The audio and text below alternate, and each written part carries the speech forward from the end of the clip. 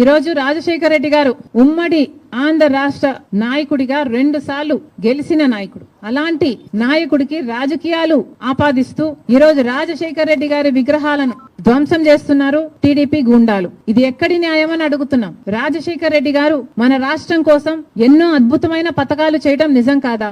మన రాష్ట్ర ప్రజల కోసం తాను బతికినంత కాలం సేవలు చేస్తూ పోరాటాలు చేస్తూ బతకడమే కాకుండా చచ్చిపోయేటప్పుడు కూడా ఆఖరికి రచ్చబండకని వెళ్లి ప్రజల కోసం తప్పించి చనిపోయిన మాట వాస్తవం కదా? మరి అలాంటప్పుడు అంత పెద్ద మనిషి, అంత మంచి మనిషి అయిన రాజశేఖర రెడ్డి గారి విగ్రహాల జోలికి తెలుగుదేశం పార్టీ వాళ్ళు ఎందుకు వెళ్తున్నారో చంద్రబాబు గారు వాళ్ళ నాయకులు సమాధానం చెప్పాలి. రాజశేఖర రెడ్డి గారు ఏదో వైసీపీ నాయకుడు అన్నట్టుగా వ్యవహరించడం జరుగుతుంది. వైసీపీ వాళ్ళు హత్యా రాజకీయాలు చేసుండొచ్చు, గుండా రాజకీయాలు చేసుండొచ్చు, కక్ష రాజకీయాలు చేసుండొచ్చు, మేము కాదంటం లేదు. కానీ దానికి రాజశేఖర రెడ్డి గారికి ఏమిటి సంబంధం అని అడుగుతున్నాం. వైఎస్ఆర్ సిపి అంటే